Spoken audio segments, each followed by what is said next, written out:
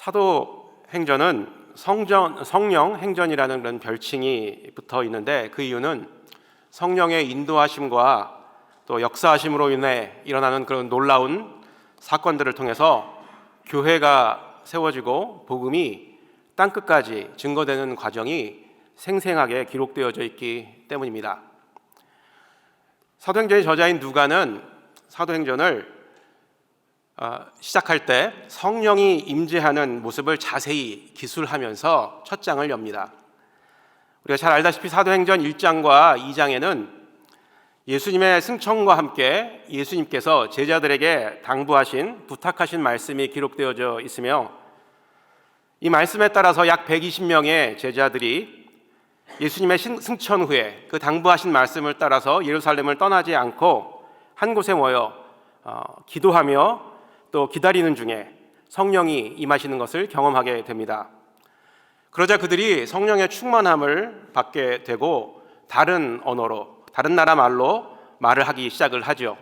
그리고 그 자리에 모인 각지의 사람들이 자신의 방언으로 듣게 되는 소동이 벌어지는 것이 기록되어져 있습니다. 또한 성령이 충만한 베드로의 설교를 듣고 모인 사람들이 회개를 하고 예수 그리스도의 이름으로 세례를 받게 되는데, 한날에 3,000명이나 그 숫자가 더해졌다라고 그렇게 기록되어져 있습니다. 저희 교회 주일 출석 인원이 3,000명이 조금 넘는데, 그 3,000명이 한꺼번에 세례를 받고 교회에 나오기 시작했다라고 한번 생각을 해보십시오. 3,000명이 세례를 받는다는 거 한번 상상해 보셨습니까? 어떻게 이런 일이 이루어질 수 있었을지 참 놀라울 따름입니다. 그리고 이들은 교회를 이루고 계속해서 사도의 가르침을 받으며 떡을 떼며 오로지 기도하기에 힘쓸 때에 구원받는 사람의 수가 날마다 더해져 갔다라고 이렇게 기록되어져 있습니다. 성령의 강림으로 인해서 교회의 폭발적인 부흥이 시작된 것을 오늘 사도행전 말씀을 통해서 우리가 확인을 할 수가 있겠습니다. 계속해서 12장으로 가게 되면 베드로가 옥에 갇히는 사건이 발생합니다. 그럴 때, 옥에 갇혔을 때 교회가 간절한 마음으로 기도하는 장면이 나오죠. 그 기도를 통해서 하나님께서 역사를 하시는데, 호련히 주의 사자가 나타나서 베드로의 손에 묶여져 있던 쇠사슬이 풀리고 철문이 열려 풀려나는 그런 놀라운 일이 일어납니다. 16장에도 이와 비슷한 사건이 발생을 하죠. 여러분들 어떤 사건인지 기억하고 계십니까? 바로 바울과 실라가 점치는 귀신 들린 여종을 고쳐준 사건으로 인해 모함을 받고 매를 맞고 감옥에 갇히게 되지만, 그들이 실족하지 않고 찬양과 기도를 하나님께 올렸을 때 큰 지진이 일어나고 옥토가 흔들리고 문이 열려서 모든 사람들의 매인 것들이 풀려지고 그들이 그 감옥으로 나올 수 있는 그런 사건이 발생을 합니다. 더욱이 놀라운 것은 이 사건으로 인해서 그 간수와 그의 가족들이 구원을 받게 되는 사건이죠. 사도행전 16장 25절과 26절 말씀을 한번 같이 읽어보면 좋을 것 같습니다. 함께 읽겠습니다. 한밤중에 바울과 실라가 기도하고 하나님을 찬송하며 죄수들이 듣더라. 이에 갑자기 큰 지진이 나서 옥토가 움직이고 문이 곧 다 열리며 모든 사람의 매인 것이 다 벗겨진지라. 제가 지금 사도행전 1장과 2장의 말씀에 일어난 사건에 대해서 설명을 드렸고, 12장과 16장에 나타난 사건에 대해서도 말씀을 드렸습니다. 이 사건 이외에도 사도행전에는 성령의 역사로 일어난 무수히 많은 기적적인 사건들이 기록되어져 있고, 또 그것으로 인해서 교회가 든든하게 세워지고 복음이 땅끝까지 힘차게 전진하는 그런 사건이 기록되어져 있습니다. 오늘 제가 말씀드린 이 네 장에 있는 그 성령의 역사를 통해 일어난 사건들을 자세히 살펴보면 한 가지의 공통점을 발견할 수 있는데, 그것은 모두 기도와 연관되어져 있다라는 것입니다. 베드로가 옥에 갇혔을 때 교회가 베드로를 위해서 기도했죠. 그리고 바울과 실라가 옥에 갇혔을 때 그들이 찬양하고 하나님께 기도를 했다라고 적혀져 있습니다. 사도행전 1장과 2장에도 120명의 제자들이 예루살렘을 떠나지 않고 그 자리에 모여서 기도할 때 성령이 임하시고 성령 충만함을 받았다라고 그렇게 기록되어져 있는 것을 볼 수가 있습니다. 성령 충만과 기도는 매우 밀접한 관계가 있다는 것을 사도행전은 보여주고 있는 것입니다. 예수님께서도 복음서에서 제자들에게 기도를 가르쳐 주시면서 하나님께 구하는 자에게 성령을 주신다라고 이렇게 말씀을 하신 그런 구절이 있습니다. 누가복음 11장 13절 말씀인데요. 한번 같이 보도록 하겠습니다. 제가 읽겠습니다. 너희가 악할지라도 좋은 것을 자식에게 줄 알거든 하물며 너희 하늘 아버지께서 구하는 자에게 성령을 주시지 않겠느냐 하시니라. 아멘. 하나님께서 우리가 구할 때 성령을 주신다라고 이렇게 약속을 한 말씀이지요. 오늘 우리는 새해 첫날 이 금요 예배에 나왔습니다. 성도님들 어떤 마음가짐으로 이 자리에 앉아 계십니까? 기도하기 위해 이 자리에 나오신 것 맞습니까? 아멘. 우리 교회는 2024년을 기도해로 정하고 모든 성도들에게 기도의 삶을 도전하고 함께 기도하며 주님께서 맡겨주신 사역을 시작하였습니다.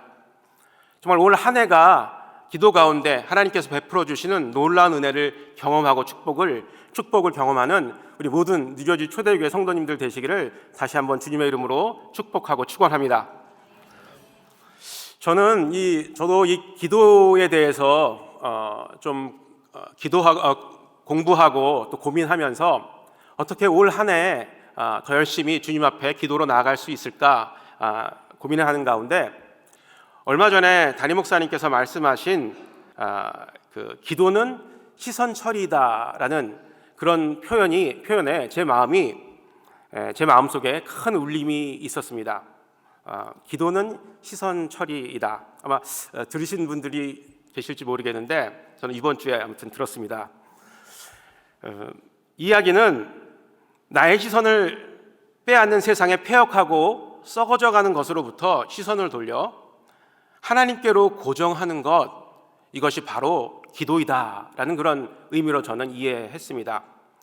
그리고 이 표현이 기도는 시선 처리이다라는 표현이 저의 마음속에 큰 울림이 있었던 것은 그동안의 제 삶의 크고 작은 모습들 속에서 제 시선이 하나님께 고정되기보다는 세상의 다른 것들에 고정되어 있었던 적이 더 많았던 것 같아서 제 마음에 큰 울림이 있지 않았나 이런 생각을 해보게 되었습니다. 우리가 기도할 때 우리의 시선은 하나님께 고정되어져 있어야 합니다. 만약 하나님 이외의 것들에게 고정되어져 있다면 우리는 정말 그 기도를 통해서 하나님께서 주시는 능력을 결코 체험할 수 없을 것입니다. 왜냐하면 기도 그 자체의 능력이 있는 것이 아니라 그 기도를 듣고 응답하시는 분에게로부터 그 능력이 나오기 때문입니다. 그래서 이 기도를 들으시는 분 하나님이시죠. 하나님이 어떤 분이신지를 잘 알게 되면 우리는 결코 기도를 쉬지 않게 될 것입니다. 성도 여러분들은 하나님을 어떤 분으로 알고 있습니까? 저는 다른 것 다 여러 가지 하나님의 속성이 있겠지만 저는 그 중에서 하나만 꼭 뽑아보라면, 이 시간 하나만 뽑아보라면 하나님은 살아계신 분이시다라고 말하고 싶습니다. 하나님은 죽은 자의 하나님이 아니라 살아있는 자의 하나님이시다. 하나님이 살아계시기 때문에 그런 것이죠. 그런데 이 하나님이 살아계시다는 사실은 우리가 기도할 때 하나님께서 우리의 기도를 들으시고 응답하실 수 있다는 근거가 됩니다. 만일 하나님이 살아계시지 않는다면 우리들이 지금 이곳에서 이 자리에서 하는 이 기도는 나무나 돌, 해와 달에게 기도하는 무속인들의 기도와 다르지 않을 것입니다. 하나님은 지금 here and now, 지금 이 자리에서 우리의 기도를 듣고 계십니다. 그리고 그 기도에 응답하실 수 있는 분이십니다. 왜냐하면 하나님은 살아계신 분이시기 때문입니다. 그뿐만이 아니라 하나님께서는 우리가 하는 기도의 간구를 통해서 우리가 필요한 것들을 하나님께서 이미 아시고 공급하실 수 있는 능력을 가지고 계신 분이십니다. 하나님께서는 예수 그리스도를 구주와 주님으로 영접한 사람이면 누구나 성령을 받게 된다라고 이렇게 약속해 주셨지요. 누구나 하나님께 기도함으로써 성령을 받을 수 있지만 안타깝게도 모든 사람이 다 성령으로 충만한 삶을 살아가고 있지는 못한 것, 그것이 현실입니다. 그 이유는 내 안에 있는 죄가 성령의 역사를 가로막기 때문입니다. 그러므로 성령 충만을 받기 위해서는 먼저 내가 나의 죄를 하나님께 고백하는 것이 필요합니다. 우리가 잘 알다시피 회개는 나의 잘못된 생각과 행동을 돌이켜서 하나님께로 나아가는 것이죠. 잘못된 방향을 돌이켜서 하나님께로 나아가는 것, 이것이 회개입니다. 성령 충만은 내 안에 계신 성령 하나님으로 충만하여져서 내 인생의 주인 되시는 예수 그리스도께서 나를 대신하여서 살아가는 삶을 의미합니다. 예수님께서, 내 안에 계신 예수님께서 나를 대신하여 살아가신다는 것입니다. 즉 이야기는 우리의 삶이 예수님을 닮은 모습으로 변화가고, 또 우리가 성령 충만할 때 예수님처럼 생각하고, 또 예수님처럼 말하고, 또 기도하고 사랑하고 예수님처럼 남을 위해 죽을 수 있다라는 것입니다. 바로 이것이 성령 충만한 삶이다라고 성경은 우리에게 가르쳐주고 있습니다. 기도로 성령을 받을 수 있듯이 성령 충만도 기도를 통해서 받게 됩니다. 오늘 본문에서 이렇게 기록되어져 있죠. 빌기를 다하매 모인 곳이 진동하고 무리가 다 성령이 충만하여 담대하게 하나님의 말씀을 전하니라. 아멘. 빌기를 다하매 모인 곳이 진동하고 무리가 다 성령이 충만하여 담대하게 하나님의 말씀을 전하니라. 기도를 마치고 나자마자 성령이 충만하게 되어 복음을 증거하게 되었다라는 것입니다. 성령 충만을 위한 기도를 드릴 때 그 기도를 들으시고 응답하시는 분, 그분은 하나님이십니다. 그러므로 성령 충만을 허락하시는 분도 당연히 하나님이시죠. 성령 충만은 어떤 특별한 곳에서 열리는 어떤 집회나 특별한 설교자나 그런 강사들을 통해서 받는 그런 것이 결코 아닙니다. 혹시라도 아직까지도 그렇게 생각하고 계신 분들이 없겠지만 그런 마음이 있다면 오늘부터 그런 생각을 버리시기 바랍니다. 성령 충만은 하나님으로부터 오는 것입니다. 그리고 우리가 기도할 때 하나님께서는 우리의 기도를 들으시고 응답하셔서 성령 충만을 주시게 됩니다. 신년 특별 새벽 기도 여러분들 모두 다 은혜 중에 마치셨죠? 아멘. 성도 여러분들이 제출하신 기도 제목, 저희들이 담임 목사님과 우리 부목사님들이 예배가 끝나고 나서 한 1시간 반에서 2시간 정도 이 강단에서 화요일부터 금요일까지 그 기도 제목을 가지고 계속해서 기도했습니다. 그리고 앞으로도 그 기도 제목을 가지고 계속해서 기도할 것인데요. 그 기도 제목을 하나 읽으면서 마음에 다가오는, 마음을 찡하게 하는 기도 제목이 참 많이 있었습니다.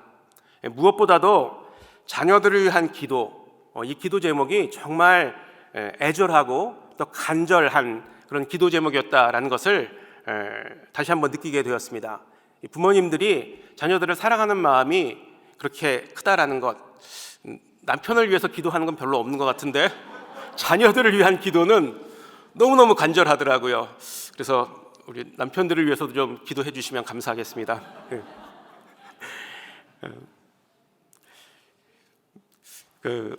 잊어먹었어요.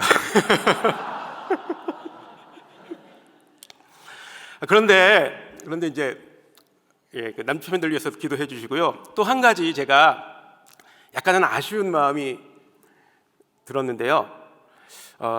그 좋은 기도 제목들 중에 하나님 성령 충만케 해주십시오라고 하는 그 기도 제목이 그 안에 들어가 있으면 더 좋지 않았을까라는 생각이 조금은 들었습니다. 성령 충만을 위해서 우리는 기도해야 되는데 왜 성령 충만을 위해서 우리가 기도해야 될까요? 그것은 하나님의 명령이고 하나님의 뜻이기 때문에 그렇습니다. 하나님의 명령이고 하나님의 뜻, 우리가 당연히 순종해야 되는 것이죠. 에베소서 5장 18절 말씀 한번 같이 읽어볼까요? 같이 읽겠습니다. 술 취하지 말라. 이는 방탕한 것이니 오직 성령의 충만을 받으라. 하나님께서는 결코 성령의 충만을 받을래? 받으면 좋아. 이렇게 이야기하지 않으셨습니다. 성령의 충만을 받으라 라고 이렇게 우리에게 명령을 하셨죠.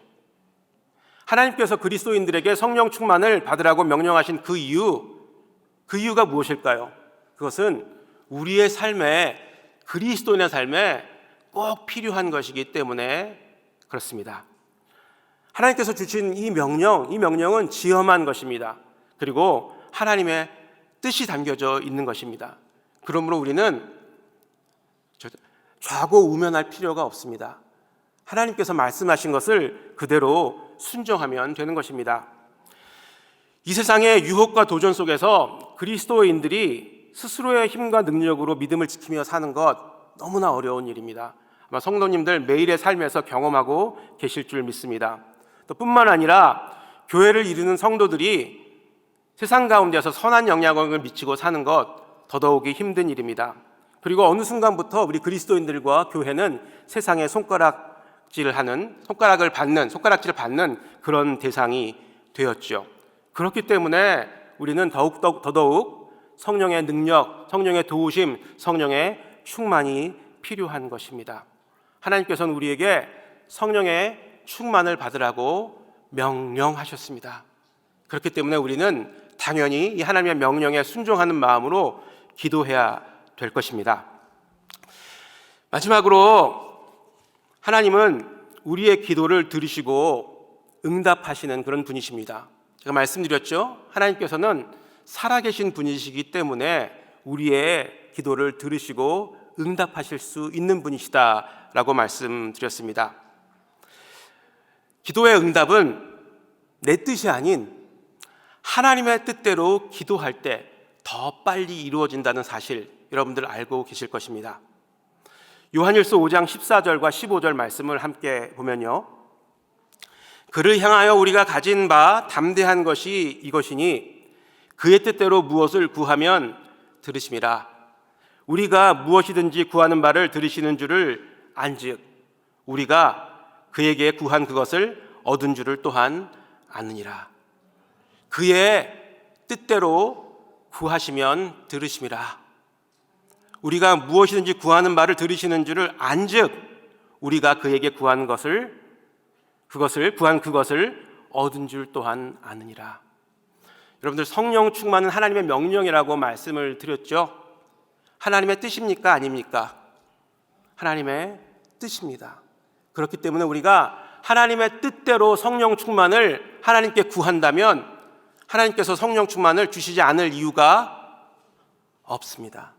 하나님께서는 우리가 성령 충만을 믿음으로 간구할 때 하나님께서는 우리에게 성령 충만을 주십니다. 그리고 우리는 믿음으로 성령 충만을 받은 줄 확신하고 감사해야 합니다. 말씀을 정리하겠습니다. 기도는 영혼의 호흡이라고 말합니다. 육신의 호흡이 중단되면 곧 사망하게 되는 것처럼 영혼의 호흡인 기도를 멈추게 되면 영적으로 죽게 됩니다. 그러므로 기도는 한순간도 멈출 수 없는 것입니다. 날마다 숨쉬는 순간마다 우리는 어려운 일을 당면합니다. 그러므로 우리는 날마다 숨쉬는 순간마다 쉬지 말고 기도해야 합니다. 육신의 호흡이 몸속에 있는 나쁜 공기를 내뿜고 신선한 공기를 들여 마시듯이 우리의 영혼의 호흡인 기도도 우리의 죄를 고백하고 믿음으로 성령 충만을 간구해야 합니다. 성령 충만은 결코 감정이 아닙니다. 주님의 뜻에 따라 간구할 때 하나님께서 주신다는 사실을 믿음으로 확신하고 또 감사함으로 받을 때 그 성령 충만은 실제가 되는 것입니다. 우리가 성령 충만한 삶을 살기 위해서는 끊임없이 하나님 앞에 기도로 나아가야 합니다.